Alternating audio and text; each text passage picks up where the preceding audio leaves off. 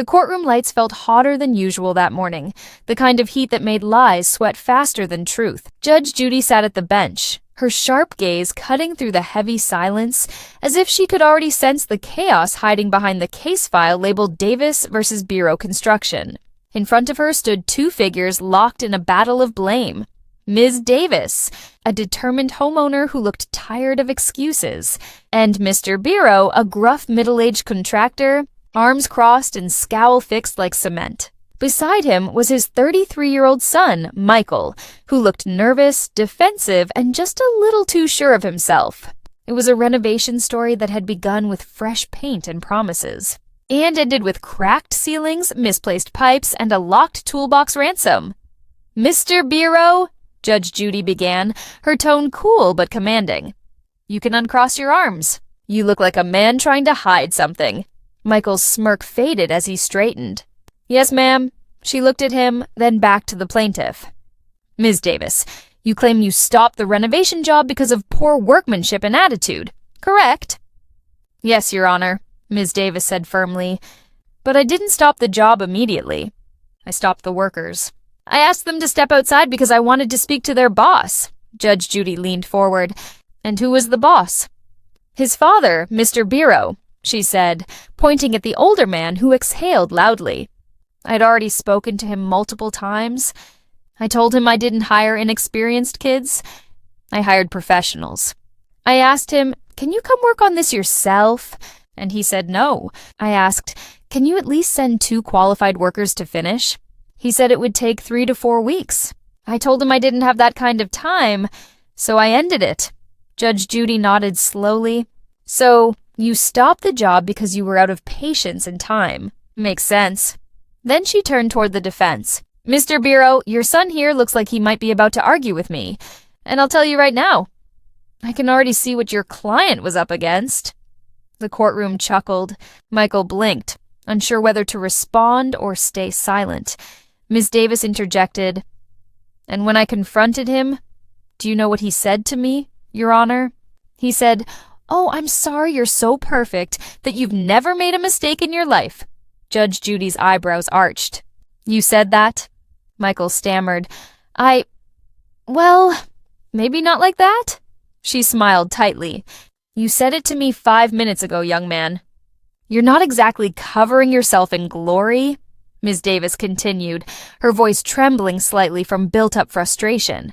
"He hung the drywall on the ceiling and forgot the insulation.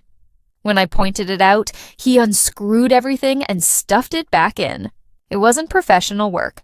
It was chaos." Judge Judy turned to the son. "Is that true?" Michael shifted uncomfortably. "It slipped our minds. It was just a 10-minute mistake." 10 minutes?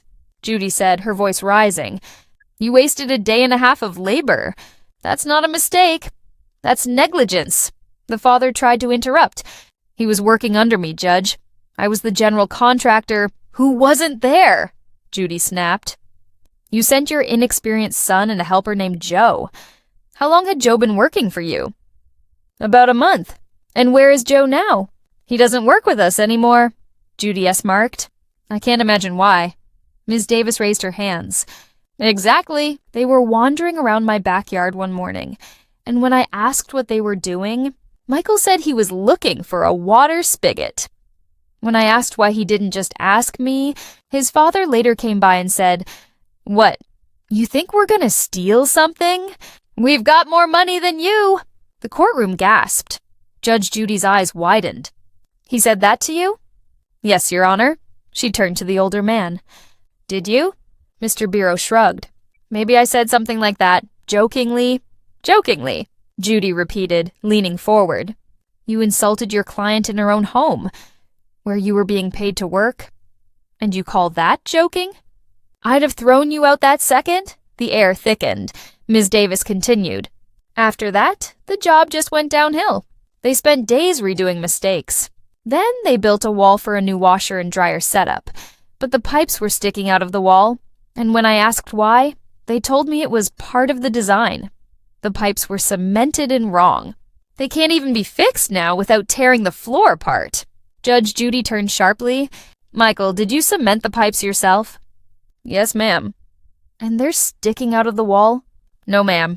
That's not true, she motioned to Ms. Davis. Show me the photo. Ms. Davis walked up and handed over a picture. Judge Judy squinted. Well, would you look at that? The pipe looks like it's trying to escape the wall. The courtroom laughed softly. Michael leaned in. That's the drain pipe, Your Honor. We told her beforehand it had to stick out a little for connection. We planned to cover it with a cabinet when done. Judy lifted her gaze. So now it was exposed. Yes. But earlier you said it wasn't. He froze. Well, yeah, it was. But it wasn't a problem. Judy tapped her pen twice. Do you know what a problem is, Mr. Bureau? It's when a contractor lies about what's in the wall and calls it a design choice. Ms. Davis continued. After that, I'd had enough. I told them to stop. I asked them to remove their tools, and they refused. So yes, I locked the bedroom door with their tools inside until they gave me back the $2,000 deposit. And they did. Because it was the only way I could protect myself. Mr. Bureau barked. She extorted us. She forced us to pay to get our tools back. Judy slammed her pen down. Good for her, she said, and the audience erupted in laughter. Michael muttered, I'm about to walk out, Dad. His father snapped, Don't. Judge Judy pointed her pen. You don't walk out of my courtroom, young man. You walk out when I'm done with you. And I'm not done. For a moment, silence returned. The judge studied them both, her sharp eyes reading character like open books. Then she spoke slowly, each word a scalpel. Ms. Davis doesn't strike me as a hothead. She strikes me as a woman who paid for professionalism and got ego instead. I can tell from how you two behave right now what she went through trying to reason with you. The son looked down. The father rolled his jaw but said nothing. Judge Judy continued. You made mistake after mistake. Ceiling, plumbing, drywall, and attitude.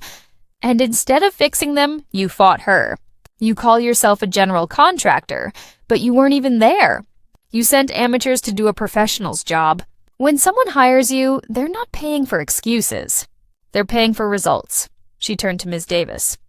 You had every right to end the job. Locking the tools until you got your money back?